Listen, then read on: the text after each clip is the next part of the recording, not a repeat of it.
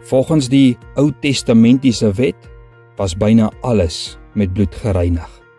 En byna alles was gereinig met 'n doel.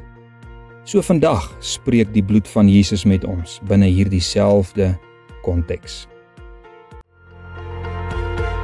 Jy luister na Kort en Kragtig en ek is Fanie Meiburg. Kom ons word kragtig deur die woord.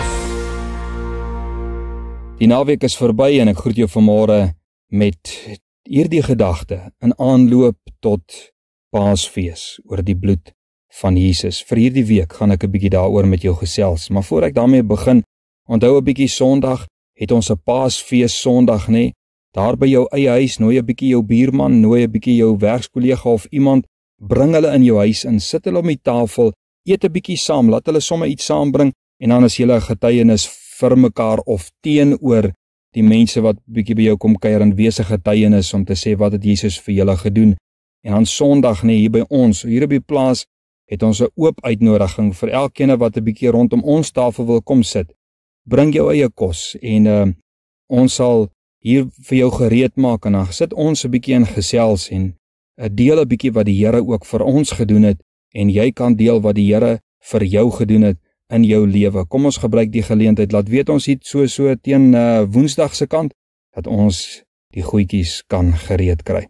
Vanmôre gesels ek met jou, soos ek gesê het, oor Jesus se bloed. En ek wil vir jou lees daaruit Hebreërs 9 vanaf vers 18. Hy sê, daarom is ook die Eerste Testament nie sonder bloed ingewy nie. Want toe elke gebod volgens die wet deur Moses aan die hele volk aangekondig is, het hy die bloed van die kalwers en die bokke saam met water en skarlakenrooi wol en hisop geneem en die boek self en die hele volk besprinkel. En hy het gesê, dit is die bloed van die testament wat God met die oog op julle verorden het. En hy het ook die tabernakel, al die gereedskap van diens net so met bloed besprinkel. En byna alles word met bloed gereinig volgens die wet en sonder bloedvergieting vind daar geen vergifnis plaas nie. Nou ons skrif sê dat die bloed van diere was gebruik om die boek, die wet met ander woorde, die volk, die tabernakel en die gereedskap te reinig vir diens. Nou hoeveel te meer reinig die bloed van Jesus ons nie? Want Hebreërs 9:26 sê, hy sê nou het Jesus eenmaal in die volëinding van die eeue verskyn om die sonde deur sy offer weg te doen, deur sy bloed. Nou kind van die Here, as die Bybel sê dat die bloed was gebruik om die boek, die volk, die tabernakel en die gereedskap te reinig, hoeveel te meer reinig Jesus Christus ons nie, ons wat die brief is, volgens 2 Korintiërs 3 vers 2. Ons wat God se volk is, 1 Petrus 2 vers 10. Ons wat die tempel is, die tabernakel van die Here, 2 Korintiërs 6 vers 16. En ons wat die gereedskap is van die Here, volgens 2 Timoteus 2 vers 20. Hoeveel te meer reinig die Here ons nie, deur sy bloed nie. Jy sien, ons is in 'n Nuwe Testament en die Nuwe Testament spreek van dieselfde dinge wat die Ou Testament van gespreek het, net in vervulling deur Jesus Christus.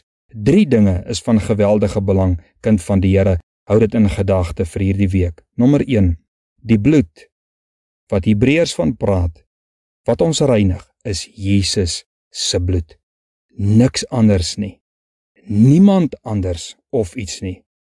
Geen dier, ek weet daar's tradisies wat nog diere slag en die mense besprinkel met daardie bloed van daardie diere. Niks en niemand anders of iets se bloed word gebruik nie. Dit is die bloed van Jesus, eenmaal vir altyd. Die bloed van Jesus reinig ons steeds van al ons sonde. Nommer 2, die bloed reinig. Die bloed reinig, net die bloed en dit van Jesus, geen alternatief was in die wet of vir vandag gegee. Waardeur jy reiniging van jou sonde en ongeregtighede kan ontvang nie, net die bloed. Daarom wees versigtig. Nie olie of water of sout of enige iets vervang Jesus se bloed nie. Daarom sê ek, jy hoef nie iets te drink of met iets gesmeer te word om gereinig te word nie. Nee, net Jesus se bloed doen dit. Selfs die nagmaal, nee, hoor mooi wat ek bedoel. Moet my nie verkeerd aanhaal nie. Die nagmaal is tot herinnering aan Jesus se kruiswerk. Al drink jy rooi wyn, al drink jy rooi druiwesap, dit gaan nie jou sonde wegneem nie. Dit is die bloed van Christus wat jou sonde wegneem. As iemand jou met sout besprinkel of jy jouself met olie en met water en heilige water, dit gaan nie jou sonde wegneem nie. Dit is die bloed van Christus wat ons sonde wegneem. Daar's geen ander naam, geen ander bloed behalwe die van Jesus en Jesus se bloed wat ons reinig nie. Die derde gedagte, die bloed reinig vir diens. Belangrik, die bloed reinig vir diens. Alles, die tabernakel, die wetboek, die boek soos wat hy gesê het, die instrumente, alles was gereinig vir diens, om vir die Here te werk. Die doel van reiniging in die Nuwe Testament deur Jesus is om ons slawe en diensknegte vir Jesus Christus te maak, gehoorsaam in sy diens, om instrumente te wees vir die Here. Kom ons vat dit so en kom ons pas dit so toe in ons lewe. Here, dankie vir u bloed, dankie vir hierdie Paastyd, dankie dat ons u kan in herinnering gebring kan word vir wat u gedoen het. Here, gebruik ons in u koninkryk, vra ons in Jesus naam. Ek bid die seën van die Here oor my medebroers en susters. Ek bid die seën van die Here oor wat hulle hierdie week moet doen en wat hulle moet aanpak. En Here, laat u bloed altyd in ons gedagte wees. Dis my gebed in Jesus naam. Amen.